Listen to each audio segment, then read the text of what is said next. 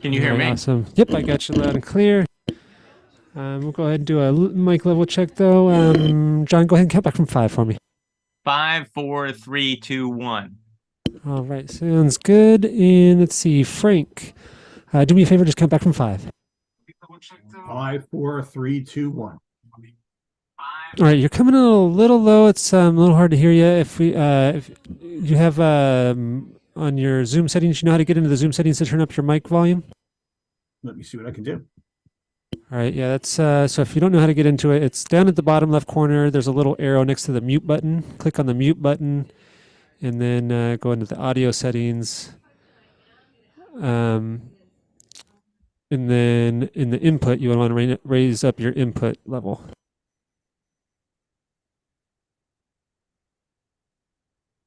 Okay, I'm in audio settings right now. Those levels are pretty high right now. All right, yep. All right, go ahead and give me another count back from 5. As high as it can go. Yeah, okay. Yeah, that's good volume there. Awesome. All right, thank you. All right, and Roberto, go ahead and count back from 5 for me. All right, 5, 4, 3, 2, 1. All right, sounds good. All right, Brendan, go ahead and count back from 5. 5, 4, 3, 2, 1. All right, gotcha. Good volume. All right, and Joe?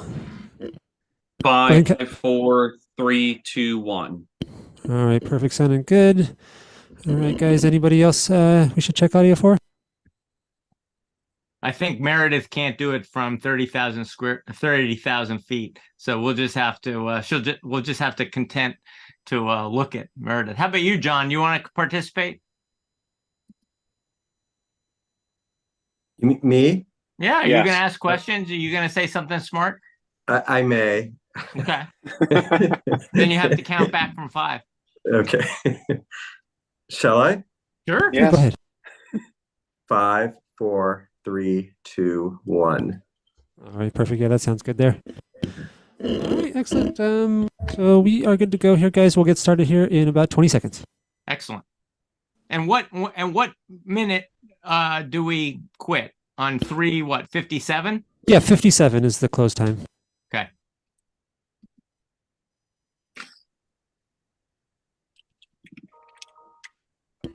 All right, I'm going to go ahead and send that feed your way. Have a good show. All right.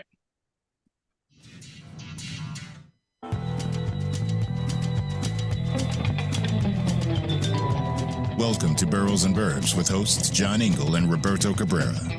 Over the next hour, you're going to learn some insider knowledge that will help you overcome and strategize in the cutthroat world of real estate. Now, here are your hosts, John and Roberto. Welcome, everybody. Boroughs and Burbs, episode 113, the changing insurance landscape in the high net worth market. Before we get to our show, I just want to thank our sponsor, sharegracefarms.com. Buy their coffee, buy their tea. It's amazing coffee, amazing tea, and it benefits the Design for Freedom initiative. Find out more about it at sharegracefarms.com. Today on the show, we have Pure Insurance. We have Joe Rossi, also from, Joe Flood Insurance. And we have Rand Insurance on the show. Let me hit stop share and introduce my guests. Frank DiGrande, say hi. Good afternoon, everybody. Frank DiGrande. Joe, say hi. Hello, everyone. Joe Rossi. And you're in Plymouth, Massachusetts. Just outside of Plymouth. Yep. And Frank's in New Jersey. And Brendan O'Brien from Rand Insurance. Where are you? I'm right here in New Canaan, Connecticut. All right. And Roberto, my co-host, broadcasting On the Upper West Side of Manhattan. World headquarters, center of the universe, Upper West Side. And today we also have Meredith from 30,000 feet in the air, Meredith Bach, and John Shore from the the suburbs west of Boston, who can help us out and talk about the high net worth market.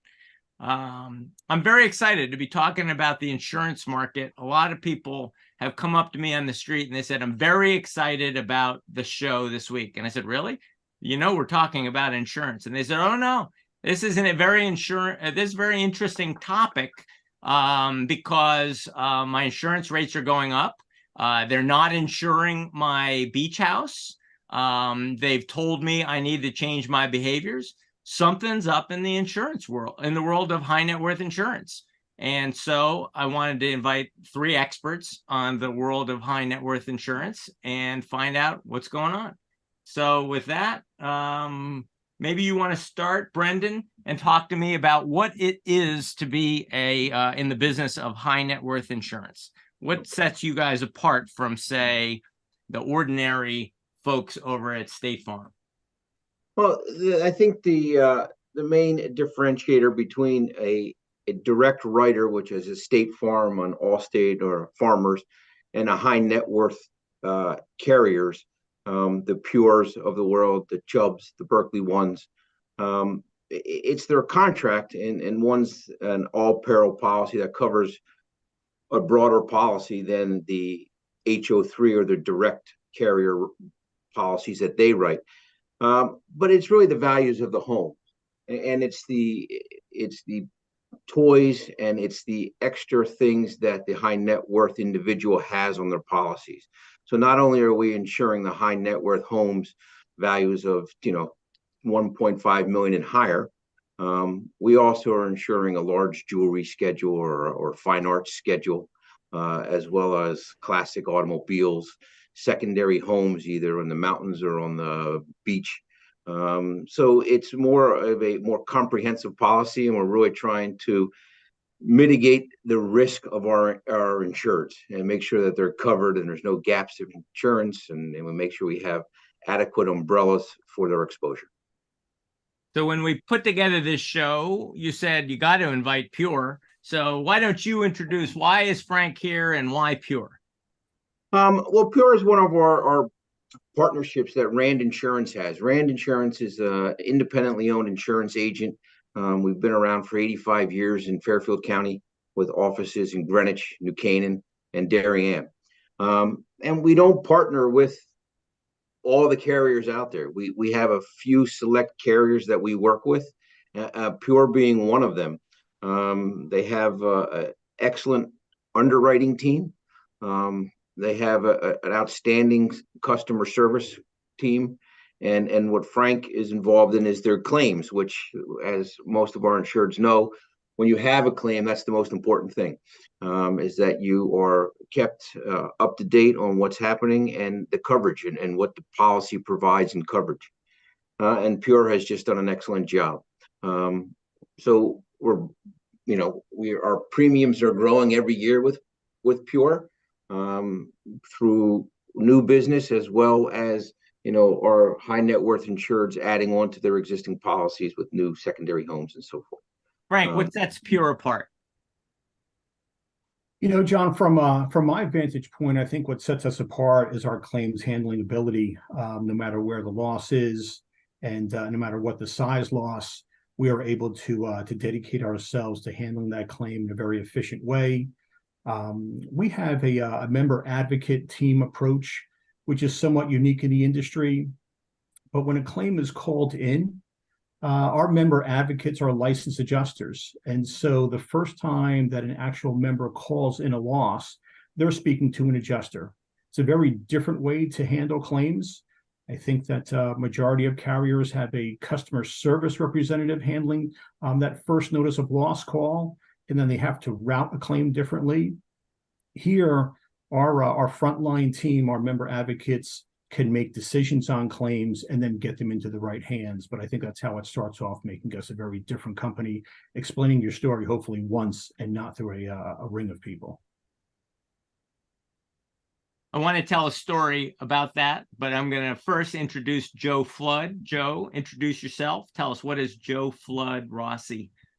Sure. So Joe Flood Rossi is my brand, and I'm president and CEO of Joe Flood Insurance Brokerage. So we have an insurance division, which is a flood-only wholesaler and an MGA. So we have our own product backed by Chubb European Group and Lloyd's of London that is a flood product. And we also are a consultant for various types of flood risk information, data, bunch of different things, education and outreach. From my perspective, one of the unique things about our program, at least on the MGA side, or the product program that's backed by Chubb European and Lloyd's, is the fact that we can do insurable values of up to $1 billion with our program. So where we do look at a lot of high net worth homes in our program, we're insuring, probably a $20 million home at least once a week at this point. So we're, for flood coverage. So it's definitely something that we see a lot of. Why is somebody else not picking up this business? Is it a geography, or is it a particular segment of the market that's allowing you to pick up all this new business? Well, I think a few things. I think our program is unique in where we can look at insurable values on both the PL and CL side, personal lines and commercial lines, at very high values. Now, you're not going to see $100 million home, but we do have a couple $50 million homes on our in the books, and so in typically. When you get to the high net worth homes, we're looking at things, and typically these homes have done things because of the type of buildings that they are that potentially have mitigated or lessened some of the flood risk. And I'll give you a perfect example. We were looking at a home on an island in Miami, and the owner had gone through and put in sump pumps and a pumping system and a flood wall system and all of these very expensive flood mitigation measures that we were able to take into consideration when offering the coverage. I think it was a $56 or $58 million home. So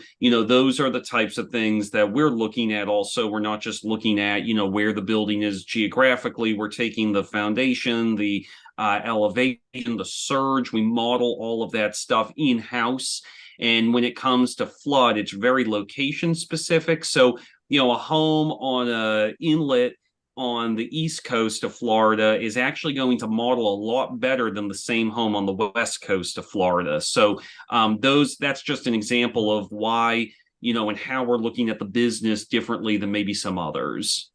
Can I ask you a question, Joe? Is just out of curiosity. First of all, I'm curious as to that $50 million home you're talking about is how much they pay, just out of curiosity. I'm sure, it's isolated, It's in a vacuum, but also is everything insurable at a price? I would say 90% of everything is insurable at a price. It's not always going to be through our program, but certainly there are programs out there that will take it. It's just the cost that you're willing to pay. The $50 million home for $5 million in coverage pays $200,000 a year for their flood insurance.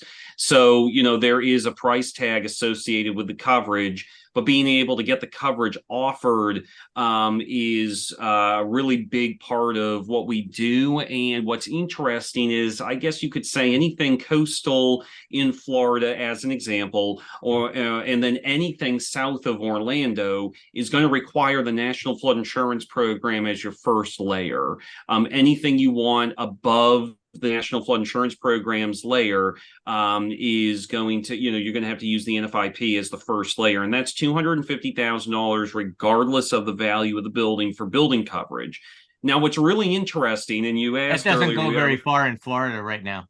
No, it doesn't. But what's interesting is when we look at these buildings, you've got a high net worth home in Florida typically has a pool house or a garage that's either detached or considered detached for all intents and purposes.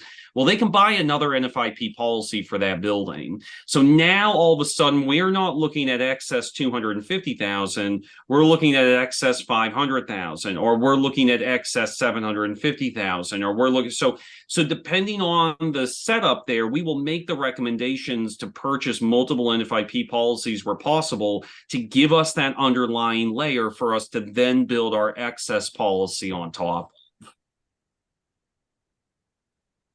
I want to go back to Frank. I'm going to say that I came out of the Army as a young lieutenant and went with a certain national insurance company headquartered in San Antonio once upon a time.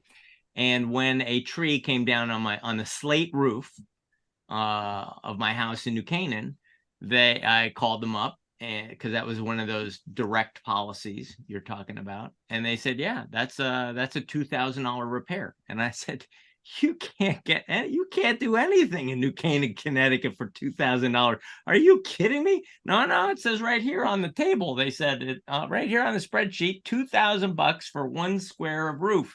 And I said, this is a slate roof. And they're like, well, we don't have those here in San Antonio, but that's what the spreadsheet says. And I didn't have anybody I could call, what you said, advocate. So can you talk to me about what it means to be an advocate? Because I felt like I got gypped because I didn't have an advocate back in those days. Sure, John. I know the area and the company that you speak of very well. We have a good relationship with them, and we insure many people that are out of the military. An advocate, the way that Pure looks at it is, on all of our property claims that come through, there is an advocate on every loss, and they are really helping our members with any sort of administrative tasks that are involved in a claim, potentially looking out for or researching contractors if we need it. We like to say it's a huge umbrella that every member has different needs when a claim comes in. And our advocates listen to exactly what the situation is and how we can best help. They work hand in hand with our adjusters in order to understand the actual claim. They handle additional living expenses for the majority of people who would need them if their loss is significant. And so I'd like to say it circles just about everything you can think of, from people that have had and been displaced and need additional living expenses, to someone who may need a contractor who needs a specialized roof, as yourself, looking for slate. They can do a lot of research. They can cut through some of that red tape. And certainly we make them very well known in the early on in the claims process. They also handle what we would describe as loss prevention benefits. In the event that we do have a claim and the claim exceeds $10,000 after a deductible, we have up to $2,500 to prevent the loss from happening again. Maybe in your specific example, it would be removing additional trees that were close to the home. And we would certainly look to do that. And the advocates normally spearhead that operation. Now, is the advocate part of Pure or AIG, or is it part of RAND, the people I call? The advocate is part of Pure. They are direct employees for Pure. So I've got RAND working for me, and I've got Pure working for me. Yeah, I would also add that RAND Insurance as your advocate as well, because a lot of times when you deal with a direct carrier, you're just calling an 800 number. We get involved in the claim process, so we usually are the ones that take the claims from the insured, and then we notify. And in case for Pure is on the account, we notify Pure and we connect them. But we stay involved in the process and follow it step by step to make sure that the insured, all the questions are answered and that things are moving in a smooth process. So we show up at the site. We will also be the advocate as well, alongside with Pure. All right. Now that we've set the table and we know where everybody's coming from, I want to get into what's changing in the insurance business. The original idea for the show, when I called Meredith and I said, I don't get it. I've been talking to my boss in New York, and he's got a great art collection. And his insurance company said, yeah, you can't keep that in your New York apartment because you're not there enough of the time. You got to take that to the place you spend most of your time. My wife says, yeah, my insurance company says that you have to put your jewelry in the bank. You can't put it in a safe at your house. And I was like, I wonder if that's a new phenomenon.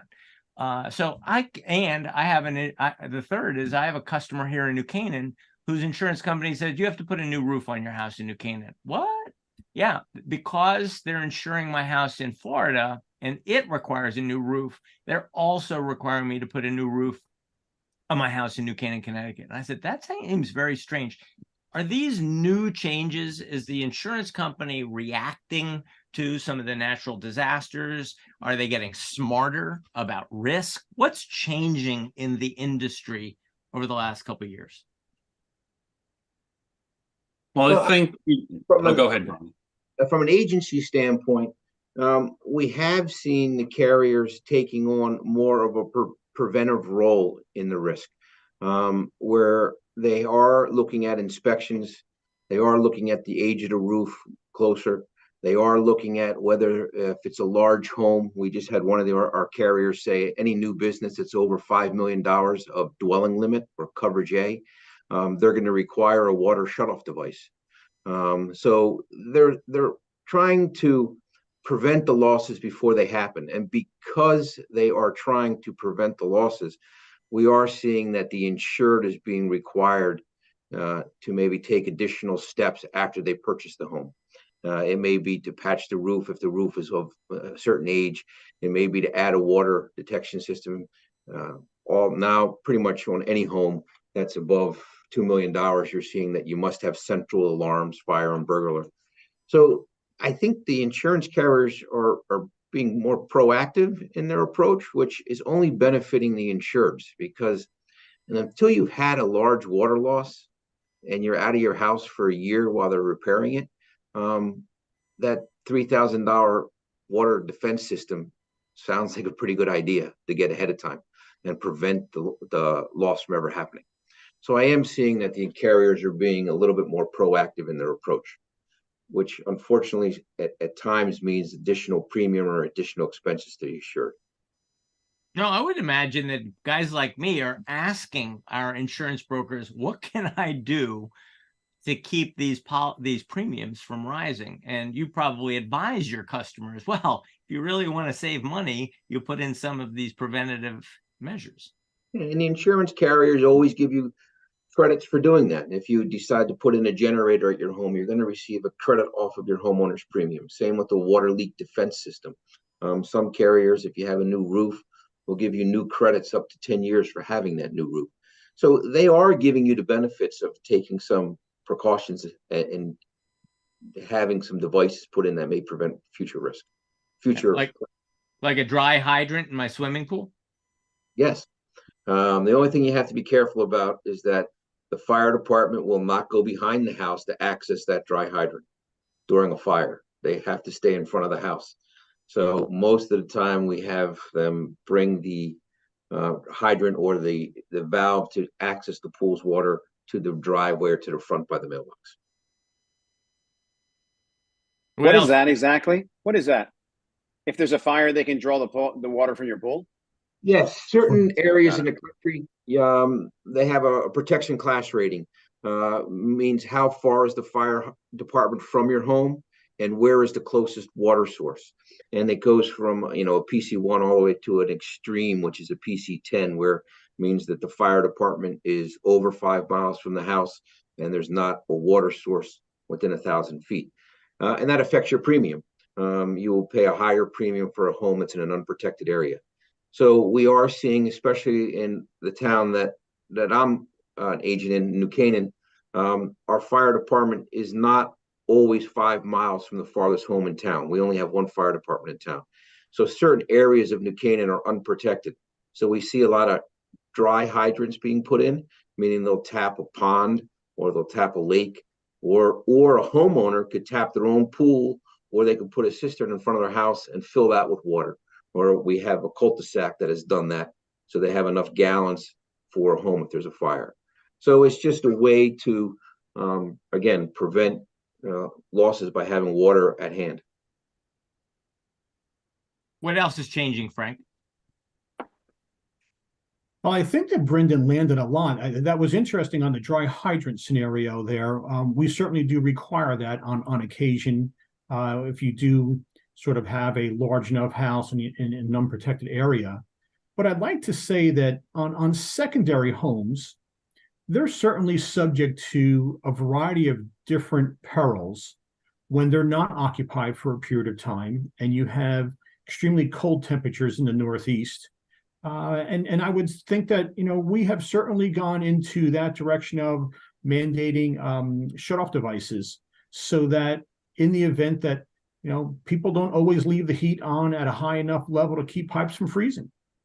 And this at least would stop. It wouldn't prevent a loss completely, but it would prevent the severity of a loss in the event that there was frozen pipes or multiple frozen pipes. because the water shutoff device would actually work. And I do think that, there is some onus on the people that you insure, that they want to protect the interests that you want to protect. And certainly, yes, I recognize that there is an increased cost involved, but in a lot of times the inconvenience of the loss is significant and hopefully outweighs the inconvenience of the cost. I have a client, and it actually happened this week. We're starting to get frost at night in New Canaan, and I've got a client who is 90 years old in New York, living on Fifth Avenue. He owns two houses, two mid-century modern houses in town. And I think I say that he's 90 because he's not driving out here every weekend. And I was very worried this week and called him up and I said, I really think that it's not enough to leave the heat on in the low 60s. I really think that you need to have the water shut off in these houses if you're not going to be coming for weeks at a time. And yesterday he did send somebody around to winterize both houses. But I wonder how often that's happening. And I wonder whether that's coming from the homeowner taking the initiative, or is insurance getting more sophisticated and looking across the data and saying, where's the risk? And is the insurance industry, is Rand getting proactive about that, calling people up and saying, this is what we think you need to do. We're coming up on Thanksgiving, and I know that, I know we got a lot of people who are going to be cooking turkeys in dangerous propane-filled situations. And I know we're also starting with, fireplace season out here. There's risk all over the place. Frank, protect me. Protect me. What should I be doing? John, you couldn't have said any better. Deep frying turkeys, we've had plenty of losses from a barbecue type that goes bad because it's too close to the house. People turn on fireplaces and maybe they don't have a spark arrestor on the top of that chimney, and it comes out and there's leaves up on the roof because here it is in the fall. We've had fires from that. And so, you really want to make sure that people are very much aware. Our company does a great job about letting people know of certain catastrophes that are imminent, whether or not it's a hurricane that's coming up the coastline, and we will certainly make proactive calls to people and let them know. If it's coming in down in Florida, we're advising people to make sure that things are coming in off their balconies. But there are ways to protect your home. Technology has certainly, keeps on advancing, and we keep on looking for different ways to advise our members in order to prevent a loss, which as much as we possibly can, and making our communication available to them as well. Are you getting specific with people, or is it sort of general? Do you call me up and say, I really need you to board up those windows? Hurricane's coming up the coast. Or do you say, just get the heck out of there, John? Yeah, we will get specific with people. If we know about a storm coming in, we obviously would run statistics on the business that we have in the area and the coverages that they have in the area. So let's just say, for instance, somebody has a very expensive fine art collection in a condominium. If we have enough lead time, we could actually have services come in to move that fine arts if it was necessary, or we thought that the exposure was great. And we alert people of that. And we're certainly proactive when it comes down to it, trying to understand what they have at risk, what we have at risk, and alerting them. That is fascinating to me. Is that a new thing, or have you always done that? I want to say that we've always done it ever since we really started to understand catastrophes, the exposure, and what we had. We not only run fine arts, but we'll also look at high valued vehicles, and we will advise members that have high valued vehicles, where can you bring them to a higher level so that they would not flood. We are. What happens, Frank, what happens in the event? Because I'm imagining some of these people are quite eccentric and quite, we all deal with these types of clients. They're very fixed in their ways. And they say, I'm not moving the cars. I'm not moving the art. It's going to be fine. And then something happens. And you say, well, look, we had told this you in so. place. Yeah, exactly. Like, what happens then? Roberto, I don't believe that we would ever exclude coverage just because we said that there was a storm that was going to be imminent and you didn't take proactive action. It would have to be much different than that. Obviously, we're in the business to prevent losses from happening if we can. But in the event that somebody has a claim, we'll fully investigate the claim and understand how it happened and why it happened. Oh, come on, Frank. You guys cannot be content to just wag your finger at Roberto after he doesn't do what you told him to do. You got to say, I mean, I want my premiums to go down. And if Roberto and all the other bad actors out there don't take your advice, my premiums are going to go up. They would. Right? Yeah, the industry has got to be responding to that and knowing that I am the kind of guy who tucks the art under his arm and heads up to drier places. And Roberto is one of those neglectful types, and he's making my premiums go up. Not fair. And while that could be the case, I think that we look to evaluate each risk on an annual basis, and Roberto may not stay with Pure Insurance after that scenario. Thanks, John. Yeah. Well, Frank brings up a point about non-renewals. I would have to say that in the industry as a whole, the last 18 months to 2 years, we've seen more non-renewals, and it has been because the same insured is having the same risk and the same claims. They'll have a water loss. They won't take the precautions. They didn't get the leak detection system put in, and they'll have another water loss. And it gives the opportunity for the insurance carriers to get off of the risk. And it's also finding it very difficult to find a new home for that insured because they have several losses on the record. So the insureds have to be careful now. Sometimes if you keep filing claims, you're going to be harder to insure, and your insurance score will be affected. And insurance scores dictate premium. If you have a poor insurance score because you file a lot of claims, you're going to pay a higher premium than somebody who's buying the same house who has a very good insurance score. So am I allowed to know what my score is? Yeah. It's very difficult to get an actual insurance score. A lot of the insurance carriers put you in tiers, and they'll have a tier from 1 to 7 and then 7 to 15 and so forth. But I think what I've come to realize after doing this for a number of years, your insurance score and your credit score kind of follow hand in hand. So you'll see is that score knowable among the companies?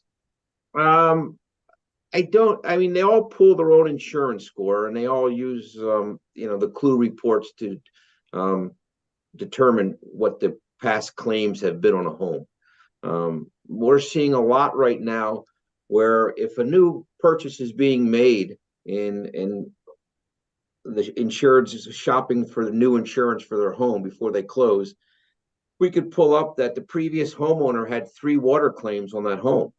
Certain carriers will decline the risk, even though the purchaser of the home has had no claims, because the home shows that it's had previous risk. Either their insulation in the pipes isn't as what they would like to see, or for some reason the pipes are getting old and they're having claims. As a realtor, I want to know that if I'm going to sell Roberto a house out here and it's an uninsurable house, as a realtor, I need to know that. I need to be able to advise my client. Yeah, but that's true. I mean, you'd like to have that ability. I know with flood policies, we do know if they filed a claim in the past, and they'll see a repetitive loss on a flood policy. So you can say, yes, this home is in a flood zone. It's had 2 previous losses. You'll still get flood insurance for that home, but you'll pay a higher premium because of the previous losses. And the same is true for homeowners policies. How about you, Joe Flood? Have you got a strategy to save me money on that bad house with a history of flooding?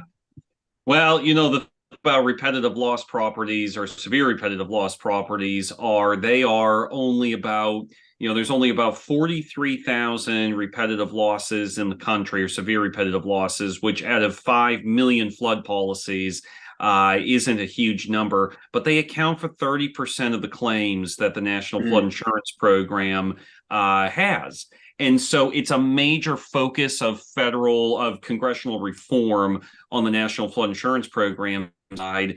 And it is very tough to save money on a property that is a severe repetitive loss. Now, just for some context, a severe repetitive loss, you will know if it's a severe repetitive loss because the policy number will start with RL. So if the policy number starts with RL, you're in trouble. I just saw one the other day, and the agent sends me the 3 policies, and they go to commercial account, and they said to me, this one building, there's one RL and all the others are regular policy numbers. This one building had 2 claims. Well, if it's an RL, I know that it must have met the following definition: 4 claims of at least $5,000, 2 of which must have happened within 10 years of each other. So I know that by having the RL in front of the policy number, there are more than 2 claims, and there's more going on here than what the agent has described. So repetitive loss policies are very difficult. I will never forget about 8 years ago, I had a seller come to me as an agent, and when I was in the retail world, retail insurance world, and I had 5 different realtors come to me and ask me about the meaning behind the RL and the policy number, because every time it was discovered, they would fire that realtor and bring a new one in because they knew what it meant and didn't want it to be something that was found.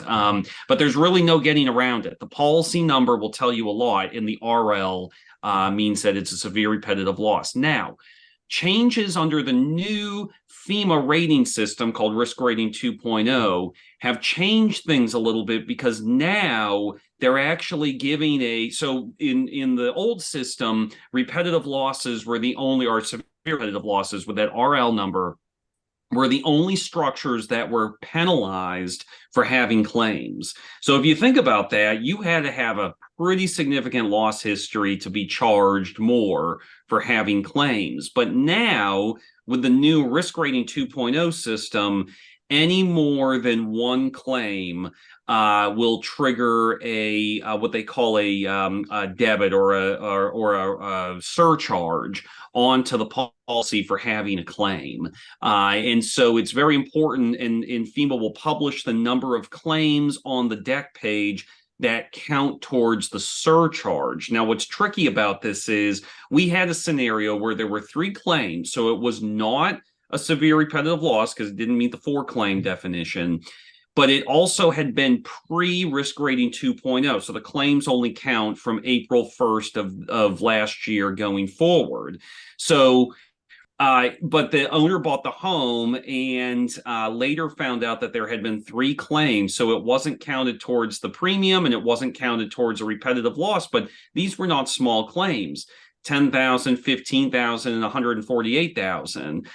So, they said, look, if I had known that there were these claims, I may have reconsidered my purchase. So there are gray areas within knowing about losses and understanding losses. And I'll summarize by saying that the only way to actually get a loss history through the NFIP is for the current owner of the home to ask the NFIP for that loss history. They'll get it, and then it's up to them to share it, other than the conditions that I've previously mentioned. And it's not required that they share it, although it's probably a question on disclosures that are required in every state. Yeah, and you'll probably see in the news, states like New York and New Jersey are getting pretty serious about flood claims and flood risk disclosures. And it's a question that's now a focus of some associations or nonprofits out there. So a lot of people are pushing for these flood claim disclosures or flood risk disclosures. So as those specific disclosure laws come across the country and are also being considered at the federal level, it's something to keep in mind that only certain states require the claims history be disclosed. That's a lot to absorb. It really is. Wow, this just got to be one of my favorite shows, because people are going to dial into this forever, and they're going to learn about risk assessment 2.0, and they're going to learn about RL being a bad word, and realtors all over the country are going to get smarter. Thank you, Joe Flood. I was Yeah, just you're thinking the RL in that case where the guy's not telling you the truth. It's like, you're really lying. That's what RL stands for. Yeah. I had a client who filled out on his disclosures, do you have a flood problem? No, I don't have a flood problem. And the buyer wrote and said, but there's been a $100,000 claim for basement flooding. And my client said, yeah, I had a flood. I cleaned it up. I fixed the problem. No problem. And I'm like, I don't have a flood problem. And I thought, but that's a very narrow interpretation of the disclosures. And he was a New York lawyer, and I guess he had read them very carefully his way and determined that he could answer the disclosures that way. So you're right. There's no getting around a big RL stamp on it. I want to, because I have Scott Hobbs, and I've got Pete Mikalski here. They are high-end builders. They are building extraordinary homes. Pete is with Wadia and Associates. Scott is with Hobbs Inc. They build better than average homes. And since today's subject is the high net worth insured, I want to tackle the fact that in my most recent analysis of the $3 million homes in New Canaan, the average price sold over the last year was about $550 a foot. But if I ask Scott or Pete if they have built any house for a mere $500 and $555 a foot in the last 2 years, they would probably say no. The houses we're building are double, triple that in many cases. How do you as insurers adequately evaluate what you're insuring? Not only the risk, but the replacement value of these homes. I say that maybe more succinctly by saying there's a big range, even within the $3 to $4 million tranche in New Canaan, between the quality of these homes. And I'm wondering whether your inspections are adequately answering that question. The quality of a Hobbs built home or a Wadia built home. As far as once the homeowner purchases the home and closes on the home, the high net worth carriers will send somebody out to inspect their home, usually within 20 days after they close. And the risk consultants at these firms are the ones that do the inspections. They are very talented, and they understand construction, and they understand the quality of construction in our area.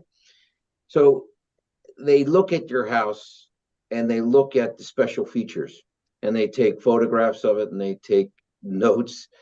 So they are very accurate on the cost, the reconstruction cost. Unfortunately, it makes our insureds very unhappy. They say, we purchased this home for $3 million, but the insurance carrier tells me I have to insure it for 4.2. Why is that? I only want to insure, and they're not even taking into account the land or the land value. So we always have to, explain it to the insureds. You know, the insurance carriers aren't concerned about the value of the land. They're not concerned about the real estate value. What they are concerned about is the cost to rebuild your house if there's a total loss or if there's a major loss. So they're very accurate, and they talk to the contractors, usually on a quarterly basis. They know what the raw materials are going to cost. They know what labor costs. So they factor that all into the calculations. I would say, you know, we haven't had a lot of total loss that ran, but I do know, speaking with Chubb several years ago, out of all their total losses they've had over the last 5 years, not once has the cost to rebuild been the dwelling limit or under. It's always been over the dwelling limit. There's a lot that goes. What does that mean? Give me an example. You have a dwelling limit for, let's say, $2 million on a home, and you have a total loss. The insurance carriers, it's pretty safe to say when they rebuild your house, it's going to cost them more than $2 million. And what happens? They're going to clean all the debris off your property. They're going to put you in a similar home in the same neighborhood and pay for that the whole time they're rebuilding your cost. They're going to pay the contractors not only for their work, but the contractors have to make a profit too, so they pay for the profit. They pay for the architecture fees. They pay for make sure the house is built to code, so any upgrades that are necessary. So it's an expensive process. That policy is about, it's to replace the home no matter what. It's not that here's $2 million and whatever it costs above that, it's your problem. Correct. Pure, Chubb, Berkeley One, AIG, Cincinnati, what are probably the high net worth carriers that we see. They rebuild your costs. They rebuild your home regardless of the cost with the same materials that are in your house currently. If you have a 1790 stone farmhouse with plaster walls, they're going to build a 1790 stone house with plaster walls if that's what you want. They're not going to build you whatever they can afford or whatever materials they want to put into that house to save themselves any cut corners. They're not going to do that. They rebuild your house. You're going to have the same special features as you currently have. So this is can we talk just kind of, I just want to make a comparison. Let's say you have State Farm or whatever, and then you have Pure. Obviously, this level of service is it's almost unquantifiable. It's like sitting first class or sitting coach or something like that. It's like just a big difference. And it's either, look, I just need to get to Europe. I'm going to get there for $700, or I'm going to pay $10,000 to sit in my first class seat, and I'm going to get there. There's a big difference.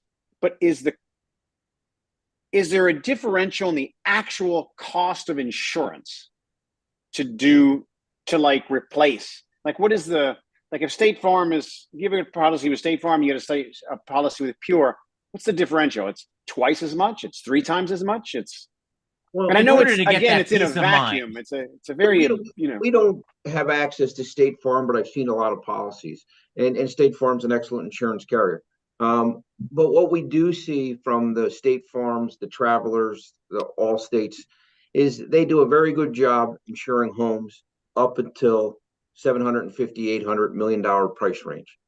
They're not really designed to cover high net worth homes, just by the language of their policy. They call it a named peril policy. It covers 17 things in the policy.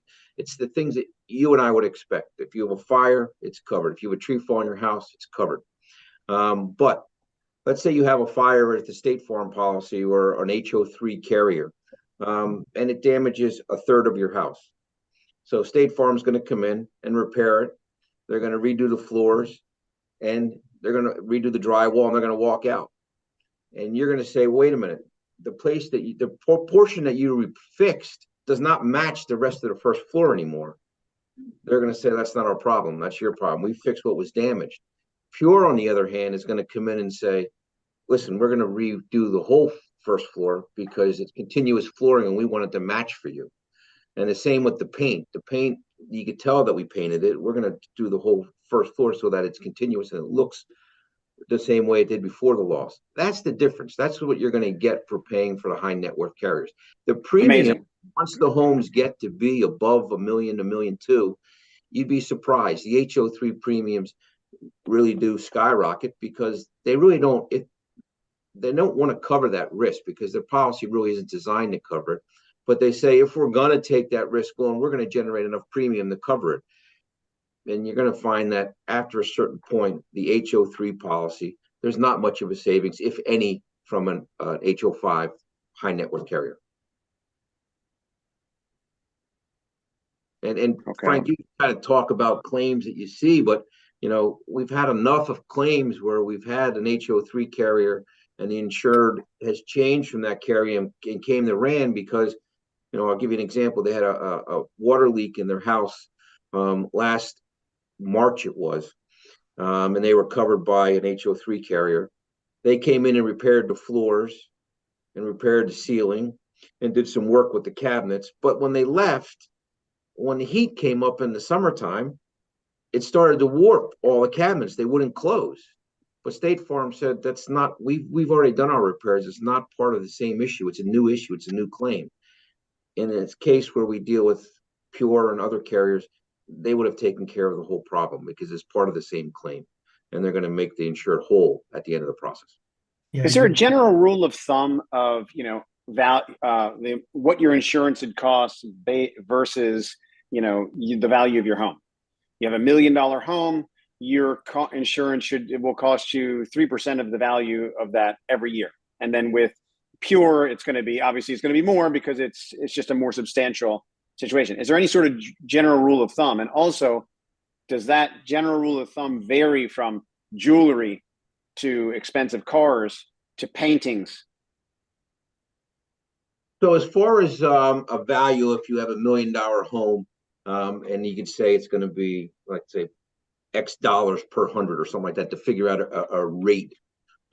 You can't do that on the insurance, because I could purchase a home for $1 million.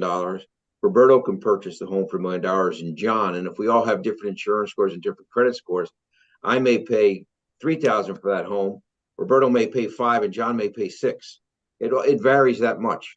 So it's almost impossible. Like a lot of times we get some of this calls and says, I'm closing on this home. Here's the address. What's my insurance premium? Just give me a ballpark. You really can't. And if they ever pin me down and try to get a ballpark out of me, it's such a big spread just to make sure that they understand that it does vary. Just so like buying a seat on a flight.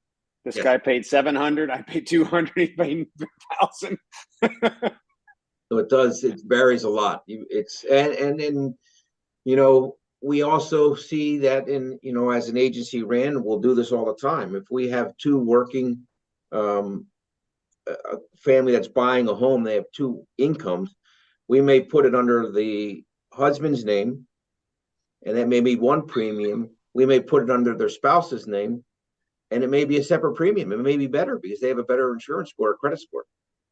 And usually we can tell when you kind of get a quote, if you see that one kind of is spiked and it's very high, we can flip the name insureds if they're both working, and you may get a better premium just by switching the names.